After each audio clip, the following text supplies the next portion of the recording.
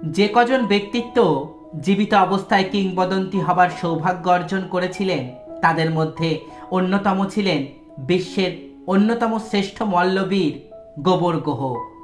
গোবর গুহ বাঙালিদের মধ্যে সর্বপ্রথম সমগ্র ভারতে কুস্তিবিদ্যায় সুখ্যাতি অর্জন করেন। তার সমসাময়িক সমকক্ষ কুস্তিগীর ভারতে খুব কমই ছিল।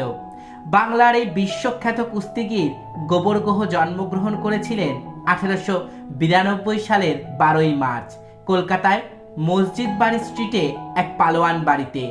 জন্মের সময় গোবর গুহ এত স্থূল আকৃতির ছিলেন যে তাহার জীবন সম্পর্কে সন্দিহান ছিলেন সব ডাক্তাররা, কিন্তু সকলের ধারণা অমূলক প্রমাণ করে তিনি বেঁচে ছিলেন এবং গৌরবময় দীর্ঘ জীবন লাভ করেছিলেন।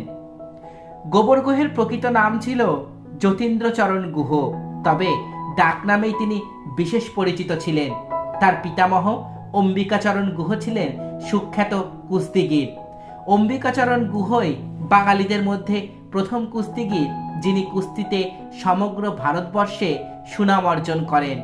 কুস্তিগীর হওয়া ছাড়াও অম্বিকাচরণ গুহ ছিলেন কলকাতার একজন অন্যতম ধনী ব্যক্তি।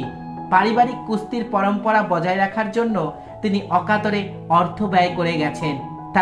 তার প্রধান উদ্দেশ্য ছিল বাংলাদেশের বিভিন্ন প্রান্তে শরীরচর্চার কেন্দ্র স্থাপন করে দুর্বল বাঙালি জাতিকে সতেজ এবং সজীব করে তোলা। গোবর গুহ জ্যাঠামশাই ক্ষেত্রচরণ গুহ যৌবনে ভারত বিখ্যাত কুস্তিগীর ছিলেন।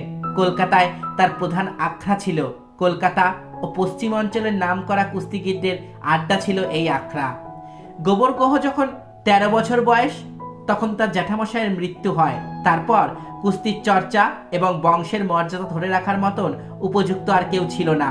এই সময়ে পুরোভাগে আসেন গোবর গুহর পিতা রামচরণ গুহ। তিনি ছেলে গোবর গুহকে শরীরচর্চায় নিয়োজিত করেন। রামচরণ গুহ নিজেও যৌবনে কুস্তির অভ্যাস করেছিলেন। কুস্তির বিষয়ে তার নিজেরও যথেষ্ট উৎসাহ ছিল। বৃদ্ধ রামচরণ গুহ নিজের হাতেই ছেলেকে অনেক কুস্তির প্যাচ শিখিয়েছিলেন। এখানেই ক্ষান্ত হননি তিনি। পুত্রের উৎসাহ বৃদ্ধির জন্যই তিনি নিজে পাঞ্জাব প্রদেশ থেকে বড় বড় পালোয়ানদের নিয়ে এসে বিশেষভাবে পালোয়ানি বিদ্যায় শিক্ষিত করেছিলেন ছেলেকে। এদের উপযুক্ত তালিমে গোবর গুহর জন্মগত প্রতিভা বিকশিত হতে দেরি করেনি। গোবর গুহ দিগ্বিজয়ী কুস্তিগীর হয়ে বাঙালি জাতির মুখ উজ্জ্বল করেছিলেন। পিতা রামচরণ গুহের উৎসাহ এবং প্রেরণা এবং উপদেশ ছিল গোবর গুহের সকল কীর্তির উৎস। পরিণত বয়সকালে তিনি আবেগপূর্ণ কণ্ঠে কৃতজ্ঞতার সঙ্গে বারংবার তার পিতার নাম উচ্চারণ করতেন। বর্তমানে যেটি বিদ্যাসাগর স্কুল, পূর্বে তার নাম ছিল মেট্রোপলিটন স্কুল। গোবর গুহ এই স্কুল থেকেই এন্ট্রান্স পরীক্ষায় পাশ করেন। এরপর তিনি শিক্ষা অর্জনের জন্য যান ইংল্যান্ডে।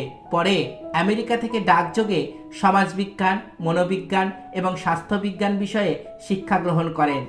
গোবর গুহ 1910 সালে 17 বছর বয়সে প্রথম ইউরোপ গমন করেন। 3 মাস পরে তিনি অবশ্য এই দেশে প্রত্যাবর্তন করেছিলেন। 2 বছর পরেই তিনি ইংল্যান্ডে আবার চলে যান। তার তৎকালীন ইউরোপ ভ্রমণ সম্পর্কে ইংল্যান্ডের কাগজে যে বিবরণ প্রকাশিত হয়েছিল তার তর্জমা তৎকালীন কলকাতায় প্রকাশিত হয়েছিল প্রবাসী পত্রিকাতে। গোবর গুহ বিদেশি খাদ্য স্পর্শ করতেন না। নিজস্ব ভৃত্যের রান্না করা খাবারই তিনি গ্রহণ করতেন। গোবর গুহ খুব বেশি পরিমাণে মাংস, মাখন ইত্যাদি খেতেন। তাছাড়া বাদাম, চিনি প্রভৃতি দিয়ে প্রস্তুত একরকম উপাদেয় শরবত তার ছিল অতি প্রিয় পানীয়। গোবর গুহের 2 জোড়া মুগুর ছিল। এক জোড়ার প্রত্যেকটার ওজন ছিল 25 সের, আরেক জোড়ার প্রত্যেকটির ওজন ছিল 1 মণ 10 সের। বিদেশের ভূমিতে গোবর গুহ কুস্তিতে প্রথম সাফল্য লাভ করেছিলেন 1913 সালের 27 আগস্ট। এই দিন তিনি স্কটল্যান্ডের বিখ্যাত কুস্তিগীর জামি ক্যাম্বেলকে পরাজিত করেন। এই জয়ের ফলে তিনি স্কটিশ চ্যাম্পিয়ন শিল্পের অধিকারী হন। সেই বছরেই 3রা সেপ্টেম্বর গোবর গুহের প্রতিদ্বন্দ্বিতা হয় এডিনবরার অলিম্পিক চ্যাম্পিয়ন জিমি এসেনের সঙ্গে। বিজয়ী গোবর গুহ লাভ করেন চ্যাম্পিয়নশিপ অফ ইউনাইটেড কিংডম পদক। ইতিপূর্বে বীর কুস্তিগীর কার্পেন্টিয়ার ছাড়া এত অল্প বয়সে এই সম্মান আর কেউ গ্রহণ করতে পারেননি। এরপরেই গোবর গুহ প্যারিসে চলে যান। সেখানে সুপ্রসিদ্ধ নোভো সার্ক প্রতিযোগিতায় ইউরোপের সকল বড় বড় পালোয়ানের সঙ্গে তিনি লড়াই করেছেন। প্রত্যেকটি লড়াইয়ে গোবর গুহ বিজয়ী ঘোষিত হন। এই সকল লড়াইয়ের মধ্যে জার্মান কুস্তিগির বিখ্যাত কার্ল শাফটের সঙ্গে লড়াইটি ছিল সবচেয়ে উল্লেখযোগ্য। জার্মান কুস্তিগির শাফট এবং গোবরগোহ দুজনেই ছিলেন প্রায় প্রধান শক্তিধর। এই লড়াইটি স্থায়ী হয়েছিল 3 ঘন্টা 25 মিনিট। ফ্রান্সে গোবরগোহের সহযোগী ছিলেন কুস্তিগির বিখ্যাত পালোয়ান রিস্কো, ডিক্সিকত এবং জর্জেস হ্যাকেনসির প্রমুখ। এরপর গোবরগোহ তার পিতামহের স্বপ্ন বাস্তবায়িত করার কাজে মনোযোগ স্থাপন করেন।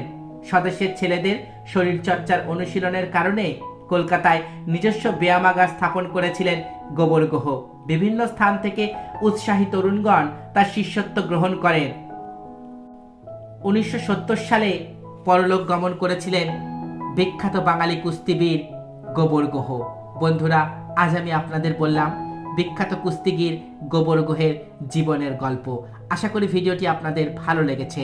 আমার চ্যানেলের ভিডিওগুলো যদি আপনাদের ভালো লেগে থাকে তাহলে অবশ্যই আমার চ্যানেলটি সাবস্ক্রাইব করুন, পাশে থাকা বেল আইকনটি ক্লিক করে দিন যাতে পরবর্তী ভিডিও নোটিফিকেশন খুব তাড়াতাড়ি আপনাদের কাছে পৌঁছে যায়। আজকের মতো এখানেই শেষ করছি। ভালো থাকবেন সবাই। নমস্কার।